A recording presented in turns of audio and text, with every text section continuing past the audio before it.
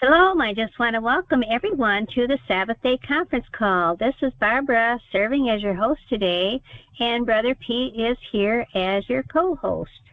Glad to have you join us on this important material. Well, David said tomorrow is new moon.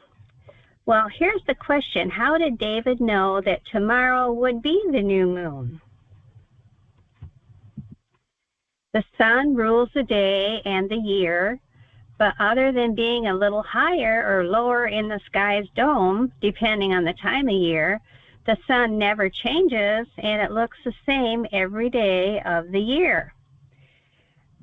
Can you go out and look at the sun and tell the days of the week? No. The moon, however, is a different story. Every 24 hours, it noticeably changes. Over the course of a month, it turns on or waxes and off or wanes, and it does control the week. Should it surprise you that the phases of the moon are on an approximate 7-day cycle? And this is the key that unlocks Scripture's silent mystery. The month begins after conjunction. This is all so how David in 1 Samuel 25 knew in advance that the morrow would be the new moon. This is 1 Samuel 20 and 5. And David said unto Jonathan, Behold, tomorrow is a new moon, and I should not fail to sit at the king's table at meat. But let me go, that I may hide myself in the field until the 3rd day at even. And you can read the whole story in 1 Samuel 20.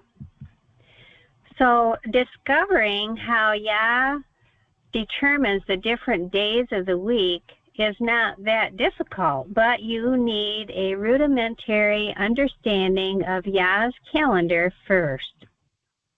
Day 1 is a new moon day, followed by 6 working days, which is then followed by the 7th day Sabbath. This day is the 7th day of the week, the Sabbath, but it is the 8th day of the month. The term Sabbath complete means 6 work days followed by a Sabbath. 4 complete weeks equals 28 days. Add day 30 and new moon day 1, this equals a 30-day month.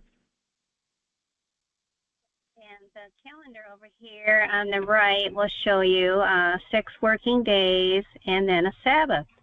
6 working days and a Sabbath, and each month begins with a new moon day. And they all go according to the phases of the moon.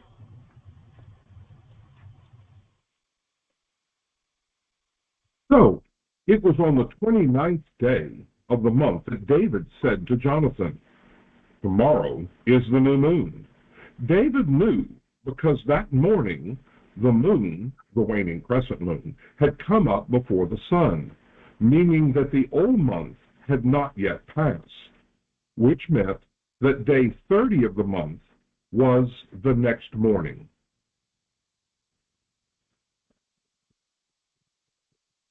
So David understood that there would be 2 days of feasting, a day 30 and day 1, which is why he requested that Jonathan come into the field to shoot the arrows on the 3rd day and the day following the 2nd day of the new moon celebration. The underlying Hebrew in 1 Samuel 20, 27 to 34 literally means the 2nd day of the new moon celebration, not the 2nd day of the month. So it would be the 2nd day of that new moon time. 30-day months in Scripture. There was always a 30-day month at the time of David and Jonathan. It is clear from the Scripture that the year used to be 360 days long. Read Genesis 7:11 and compare it with Genesis 8:4 and Genesis 7:24 through 8:3. The 17th day of second month to the 17th day of the seventh month is 5 months, which would be 5 times 30, which would equal 150 days. So Noah's time showed 30-day months. And in Scripture, the prophets were presenting time prophecies that were based on the manner and method that Yah uses to keep time. The times, and the dividing of time is a prophetic code that you hear about in Daniel. The 360 plus the 720 days plus the 180 days equal the 1260-day prophecies we see in Daniel. A time in Hebrew understanding is a year, which is recognized from creation as having 360 days. If the original year was 360 days long at creation, that explains why this code in Daniel is referring to a 360-day year. And so that is why the calendar at the time of David and Jonathan had a 30-day month also. History proves this point as well. Emmanuel Velikovsky, in his book Worlds in Collision, found that every ancient calendar utilized the moon to count off 12 30-day months, with weeks of 7 days being marked off by the phases of the moon. These ancient calendars from every civilization had 360 days. Also, another book by Dale W. Wong, and this is a recent book. The title is The Ancient 360-Day Year. This is the way all civilization existed before the time of 700 BC. Every month was a 30-day month. So David and Jonathan had a perfect 30-day month. Day 29 was always the last Sabbath of the month. Day 30 was transition day and the beginning of the new moon celebration. Day 1 was always new moon day. So David met Jonathan on the second day of the month. It was the first work day of the month. So if David foreknew when the new moons were, then you and I on this end of history should be able to worship Yah by utilizing the same or similar method to reckon time as they did.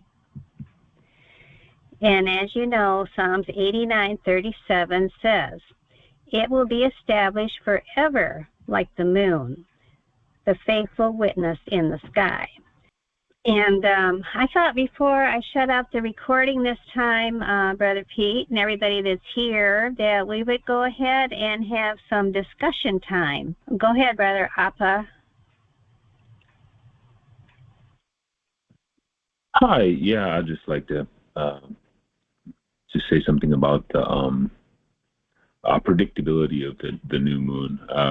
I think we all kind of agree that David was, loved the Lord's law, and we know that the law is tied to the ordinances of the sun, moon, and stars in the heavens. Of course, we as believers love God's law, and we try to faithfully abide by His law. But also, we know that the ordinances of the heavens perfectly abide by the laws in their courses. Now, the important thing to understand about the predictability comes down to really two things: about the geometry in which the sun, moon, and stars are traveling in the sky, but also the rate at which they travel. And that's very important. That's why I said in the meaning of the numbers is very important that we have just a basic understanding of the meanings in the numbers. We don't got to know all the technicalities, because there's a lot of things that we're not going to understand, but we have to understand the rate in which they travel and the geometry. And there's a couple key factors that we need to consider. Is that when we have the new moon occurrence, it looks funny because when you look at this moon calendar, one of the things that you don't see, or some people don't understand, is that the darker the moon gets, the closer the sun gets to it in the longitude in the sky. In other words, they're coming closer together. And that's why you don't see it, because you're seeing the sun and not the moon. So the new moon is literally, the conjunction is literally when the sun and moon are together. I believe it's longitudinally in the sky. They're passing each other. They're together. They're only 5 degrees apart. Now, if you go to Sun Surveyor app, you'll look at that that relationship, and you'll see that they move farther apart as mid-month comes around. Obviously during a full moon, but they come closer together during that new moon, and that's very important. And so, understanding that relationship, you can see that they get closer in the end of the month, say the 22nd, 23rd of the month, that's why it becomes more logical to actually measure the distance between the sun and the moon, because you'll see that. Well, if you really get into the geometry of it, and you start to heighten your understanding of it, there, obviously people can predict these things at a much higher rate, and that's why they put them in the apps, and those apps are perfect. Every time you can get those apps, and you can, do them live, and then you can look up where the moon and sun is, and they're always right there where they're at, because they're following their laws and their courses. And so I just wanted to bring that to the attention, and then also to, of course, my understanding of the new moon as it relates to the calendar. And I think you guys did a pretty good job of course, explaining the 30-day calendar, because it's true at this point in time, that King Hezekiah hasn't come yet, and so the calendar hasn't been changed. It's been a 30-day calendar all the way up until the sundial of Akez. And I think that's very important, because we know that there's 30-day calendar. When he says tomorrow is the moon, I think that's one of the few places in Scripture that it's really referencing the 30th day of the month. Along with Noah, we see that there's a 30-day calendar, and I think that's very important to acknowledge that. So I just wanted to make those few comments on kind of like some technicalities that I hope that people kind of look into them. Just get that Sun Surveyor app to see that relationship, because it's just important just to see that relationship and get comfortable with it as it relates to that moon calendar that you guys have on there. What's happening during a new moon, how close are the sun and the moon. So these are my comments. Thank you.